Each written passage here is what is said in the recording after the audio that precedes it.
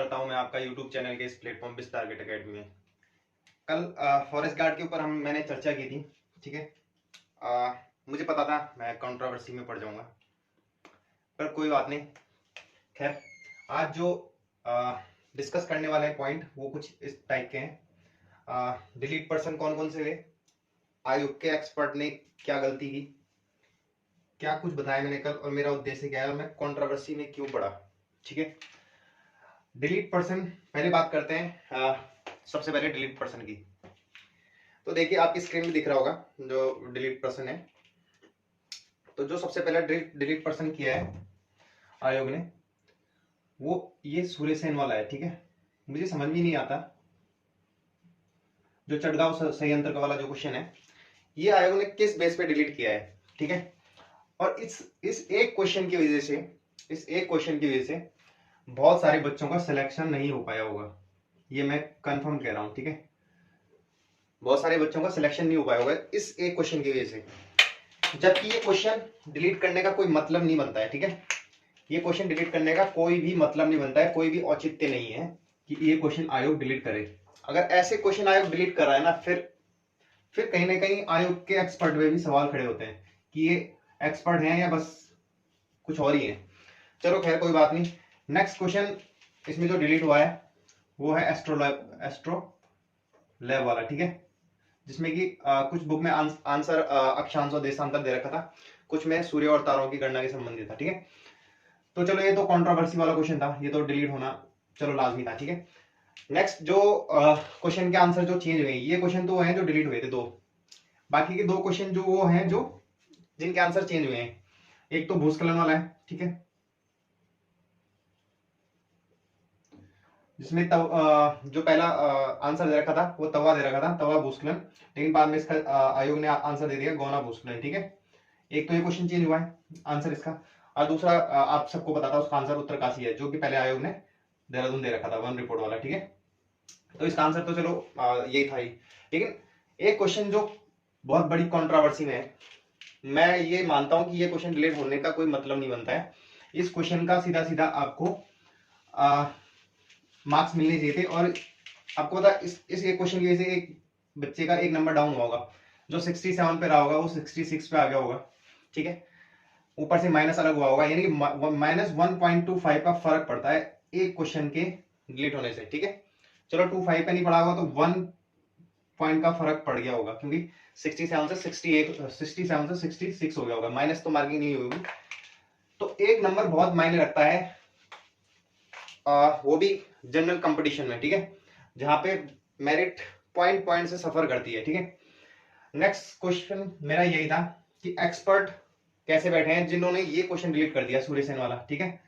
Next point मेरा है कि कट ऑफ कितनी नीचे जा सकती है। देखिए कल बहुत सारे बच्चों ने मुझे 90% लोग मेरे सपोर्ट में थे, जिन्होंने मुझे मेरी वीडियो की सराहना की, मेरे उद्देश्य की सराहना की, मेरा जो एम है ऑनलाइन क्लासेस को लेके। लेकिन कुछ 2 से 3% बच्चों ने मुझे कमेंट किए, हालांकि वो इतने गलत कमेंट नहीं थे, फिर भी उन्होंने कहा कि ये इन सब कुछ चीजों के लिए ऐसा कर रहा है। तो ऐसा नहीं है। देखिए कट ऑफ नीचे जाने का मेरा, जब मैंने कल रिजल्ट देखा तो 66 पे कट ऑफ देखी, कोई बात नहीं, कट ऑफ कितनी लगे कोई प्रॉब्लम नहीं है, 66 प्लस कट ऑफ आपकी रही है। ठीक है। कट ऑफ कितनी लगे कोई प्रॉब्लम नहीं है। बात यह है कि आप 2 गुना बच्चे बुलाते हो। ठीक है। वो भी तब जब आप वेटिंग लिस्ट जारी नहीं करते हो। ठीक है। उसके बाद आपको पता है कि आपको 3000 लगभग 3200 के आसपास आपको वैकेंट पोस्ट फिल करनी है। ठीक है। ज्वाइनिंग किसी को नहीं मिली है। मेरा पॉइंट सीधा सा सिंपल ये था कि ये बच्चे जो फॉरेस्ट गार्ड में जो 1800 बच्चे आपने बुला रखे हैं, ठीक है, इन बच्चों को कहीं ना कहीं पुलिस कांस्टेबल में हुआ होगा। ठीक है। आपका कहीं सहायक में हुआ होगा, आपका पटवारी लेखपाल में हुआ होगा। ठीक है। तो कहीं ना कहीं इनमें से कुछ बच्चे होंगे जो जिनका सिलेक्शन यहाँ हुआ होगा। ठीक है। मैं ये नहीं कह रहा कि सारे का सबका सिलेक्शन यहाँ हुआ है, लेकिन काफी बच्चों का सिलेक्शन यहाँ भी हुआ होगा। ठीक है। क्योंकि मुझे जहां तक मैं जानता हूँ 2019 के बाद कोई अभी तक वैकेंसी फिल हुई नहीं है। ठीक है। तो बच्चों ने सबने पेपर दिया है फॉरेस्ट गार्ड का। ठीक है। सबने पेपर दिया है। आप आयोग को कम से कम 3 से 4 गुना बच्चे बुलाने चाहिए थे, जबकि जब वो वेटिंग लिस्ट जारी नहीं करता है। ठीक है। अब कट ऑफ कितनी जा सकती है, देखिए मैं आपको अभी भी श्योरिटी देता हूं, कट ऑफ डाउन जाएगी, 100% डाउन जाएगी। जनरल की जो कट ऑफ है वो आपकी अभी 66 प्लस है, ठीक है। कट ऑफ इसकी 62 से वेरी कर सकती है, ठीक है, प्लस माइनस जा सकती है, ठीक है। 62 प्लस माइनस 2 या प्लस माइनस, हाँ प्लस माइनस 2 जा सकती है, ठीक है। इसकी 60 से 64 के बीच में आपकी अभी वेरी कर सकती है, ठीक है। ये आपकी कट ऑफ है। कुछ बच्चे बोलते हैं कि मेरी कट ऑफ थोड़ी कंट्रोवर्शियल होती है कि मैं डाउनवर्ड लेता हूँ कट ऑफ को, ठीक है, कभी ध्यान रखना। तो कट ऑफ इतनी जा सकती है आपकी, अभी आपको अपने ऊपर उम्मीद रखनी है, और ये नहीं है कि इस कट ऑफ के भरोसे बैठ जाना है। नेक्स्ट स्टेप आपको नेक्स्ट प्रिपरेशन करनी है, उठ खड़ा होना है दोबारा से और तैयारी करनी है अपनी। उसके बाद जो मैंने कल कुछ बताया वो बहुत मतलब 90% लोगों ने, 90 से 98% लोगों ने इसको सही माना है, ठीक है। और जो मैंने ही नहीं, बाकी आपने यूट्यूब चैनल भी देखे होंगे, उन्होंने भी इस चीज को अपने वीडियो के माध्यम से बताया, ठीक है। बाकी तीसरी बात कि मेरा उद्देश्य क्या है, मेरा उद्देश्य कुछ सिंपल है। मैं यहाँ पे आता हूँ, आपकी कोर्स चला रखा है मैंने, ठीक है, क्रैश कोर्स। उसका कोई मैं पेड मैंने कोई कोर्स लॉन्च नहीं कर रखा है, मैंने सिंपल यूट्यूब में फ्री ऑफ कॉस्ट पढ़ा रहा हूँ आपको। क्या मैंने ये नोट्स तैयार किए हैं, अभी मुझे 1 महीना हुआ है यूट्यूब चैनल खुले हुए। ये मैंने उत्तराखंड के नोट्स प्रिपेयर किए हैं, आपके लेक्चर अरेंज किए हैं, जितने भी लेक्चर अरेंज होते हैं उसके हिसाब से मैं नोट्स प्रिपेयर करता हूँ और यहाँ पे क्लासेस लेता हूँ, ठीक है।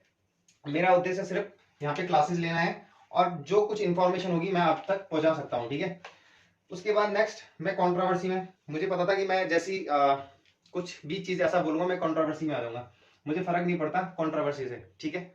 मैं सही हूं तो मैं सही हूं, if I am right then I am right, मुझे फर्क नहीं पड़ता कि कौन मुझे क्या बोलेगा क्या नहीं बोलेगा, ठीक है।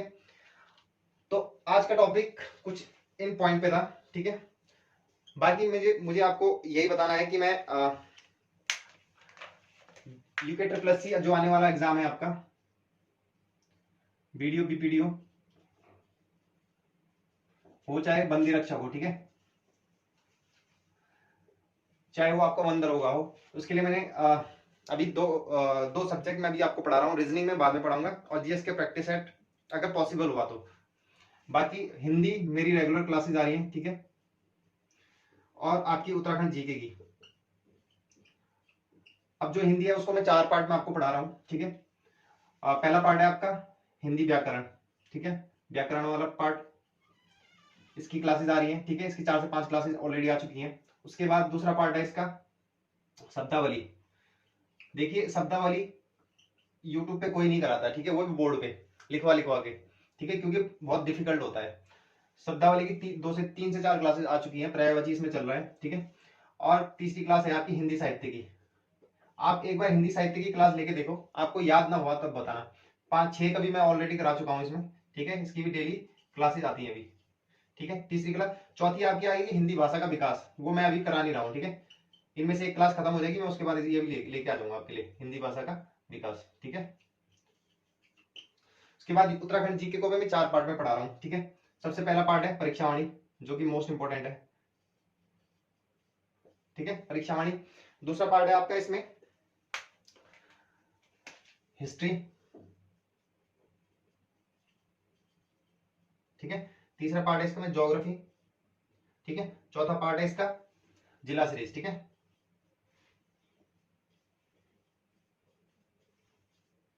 ठीक है, इन 4 पार्ट में आपको मैं उत्तराखंड पढ़ा रहा हूँ, ठीक है, जिसमें कि मैं परीक्षावाणी में इन तीनों चैप्टर को स्किप करूंगा, ठीक है। जो इस हिस्ट्री के होंगे, ज्योग्राफी के होंगे, जिला सीरीज, क्योंकि इनको मैं डिटेल में पढ़ा रहा हूँ, ठीक है। बाकी के परीक्षावाणी जीव के थ्रू मैं पढ़ा रहा हूँ, ठीक है। उसके बाद बात करते हैं नेक्स्ट लेक्चर की, वो मैं अपडेट बताऊंगा। कम से कम 5 से 6 लेक्चर आपके डेली आते हैं, ठीक है, क्लासेस। बाद में इनके प्रैक्टिस सेट आएंगे। और आज की वीडियो यहीं समाप्त करते हैं, मिलते हैं नेक्स्ट वीडियो में, तब तक के लिए